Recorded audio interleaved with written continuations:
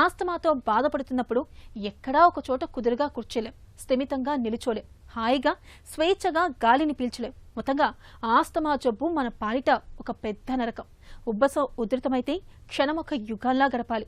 ఊపిరి కోసం ఒడ్డున పడ్డ చేప పిల్లలా విలవిలలాడాలి. అయితే ఆస్తమాతో బాధపడుతున్నప్పుడు నిత్యం కొన్ని ప్రత్యేకమైన యోగాసనాల్ని సాధన చేస్తుంటే మంచి ఫలితం ఉంటుంది. ఆస్తమా బాధల నుంచి మంచి ఉపశమనాన్ని కలిగించే యోగాసనాలు, వాటి సాధనలో మెలకువల గురించి ఇప్పుడు తెలుసుకుందాం.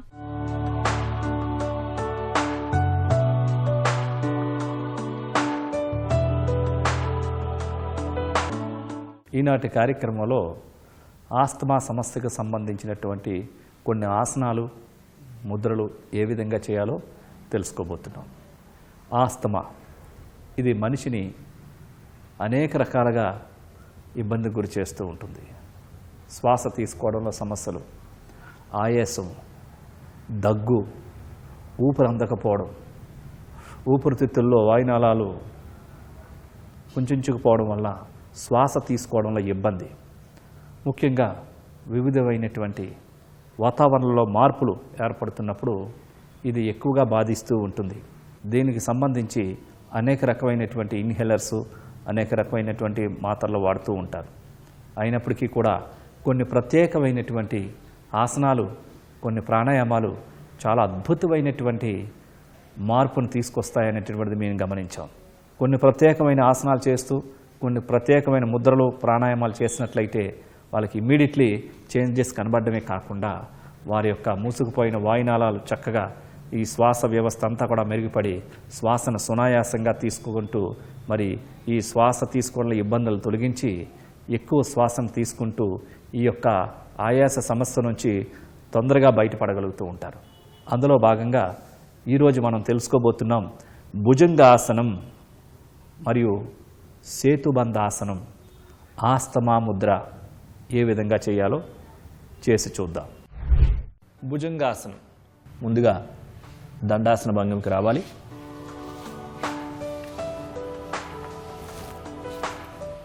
తర్వాత శవాసనానికి రావాలి.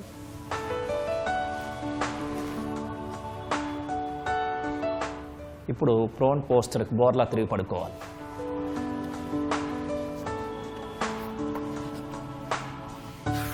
రెండు చేతుల్ని భుజాల కింద, అరచేతులు భూమిపైన ఉంచాలి. పాదాలు రెండు జతలో ఉండాలి. గడ్డం మాత్రమే నేలకు తాకుతూ ఉంటుంది. ఈ స్థితిలో శ్వాసను తీసుకుంటూ హెడ్ని పైకి రేజ్ చేయాలి. హెడ్, నెక్, ఛాతీని ఎంత వీలైతే అంత పూర్తిగా పైకి చూడాలి. 1 2 3 4 5 6 7 8 9 10 11 12 13 14 15. ఇప్పుడు యథాస్థానానికి రావాలి. రెండు చేతులు తల క్రింద ఉంచుకొని మకరాసన భంగిమలో విశ్రాంతి స్థితిలో ఉండాలి.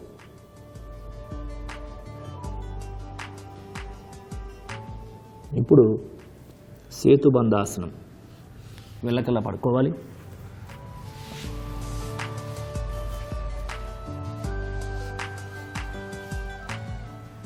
లెఫ్ట్ లెగ్ని ఫోల్డ్ చేసి లెఫ్ట్ హ్యాండ్తో లెఫ్ట్ లెగ్ ఒక పాదం దగ్గర పట్టుకోవాలి. అదేవిధంగా రైట్ లెగ్ని కూడా ఫోల్డ్ చేసి రైట్ హ్యాండ్తో రైట్ లెగ్ ఒక పాదం దగ్గర పట్టుకొని ఉంచాలి. ఈ స్థితిలో శరీరాన్ని వెన్నుముకను పూర్తిగా పైకి లేపాలి. ఎంత వీలైతే అంత పూర్తిగా పైకి లేపి ఛాతీని గడ్డానికి తాకించే విధంగా తీసుకొని రావాలి.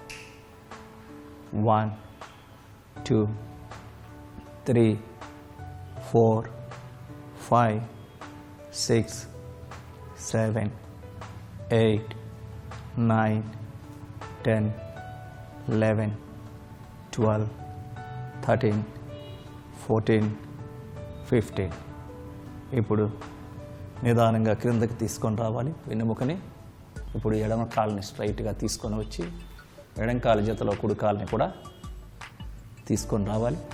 రెండు అరచేతులు ఆకాశం వైపు చూస్తున్న విధంగా ఉంచి ప్రశాంతాసన భంగిమలో విశ్రాంతిగా ఉండాలి.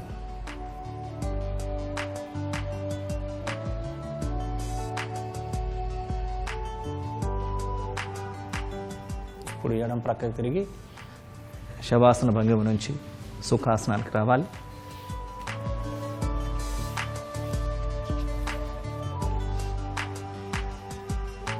ఇప్పుడు ఆస్తమా ముద్ర అంటారు. రెండు చేతుల్ని అరిచేతుల్ని ఎదురెదురుగా ఉంచి మధ్య వ్రేలును ఫోల్డ్ చేసి మధ్య వ్రేలు యొక్క బొటన వ్రేలును తాకించే విధంగా ఉంచాలి. మిగిలినటువంటి వ్రేళ్ళన్నీ కూడా స్ట్రైట్గా ఉంటాయి. ఈ స్థితిలో వెన్ను నిటారుగా ఉంచుకోవాలి. షోల్డర్స్ రిలాక్స్గా ఉంటాయి.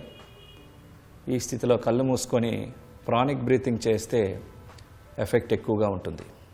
అంటే పూరక కుంభక రేచక శూన్యక నియమాలు నిష్పత్తులను పాటిస్తూ నిదానంగా శ్వాసను తీసుకుంటూ నిదానంగా శ్వాసను విడిచిపెట్టాలి.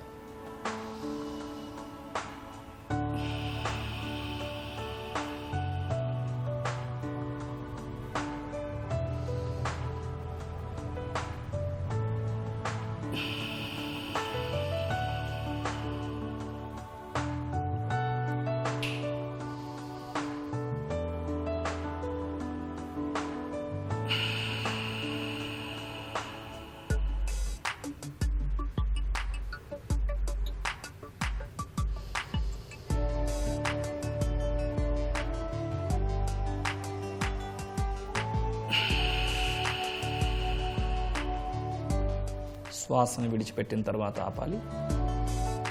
కళ్ళు తెరవాలి. ముద్రను రిలీజ్ చేయాలి. ఈ ముద్రని పద్మాసనంలో కానీ వజ్రాసనంలో కానీ సుఖాసనంలో కానీ వీలు లేకుంటే కుర్చీలో కానీ సోఫాలో మనం కూర్చొని కూడా చేసుకోవచ్చు. చూసారు కదండి, ఈ భుజంగాసనాన్ని రోజుకి 2 నుంచి 4 సార్లు చొప్పున, సేతుబంధాసనాన్ని 3 నుంచి 5 సార్లు చొప్పున ప్రతిరోజు సాధన చేస్తూ ఈ ఆస్తమా ముద్రని ప్రొద్దున్న సాయంత్రం కూడా చక్కగా ఒక 5 నిమిషాలు 10 నిమిషాలు చొప్పున చేస్తూ చల్లటి పదార్థాలని తీసుకోకుండా ఫ్రిడ్జ్లో వాడినటువంటివి పెట్టినటువంటివి, అదేవిధంగా ఐస్ క్రీమ్స్ లాంటివి, చల్లని నీరు ఇలాంటివన్నీ కూడా దూరంగా ఉంటూ డస్టు ఈ రకమైనటువంటి వాటన్నిటి కూడా దూరంగా ఉంటూ వ్యాయామాలు చక్కగా చేసినట్లయితే ఈ రకమైనటువంటి సమస్య నుంచి తొందరగా బయటపడగలుగుతూ ఉంటారు.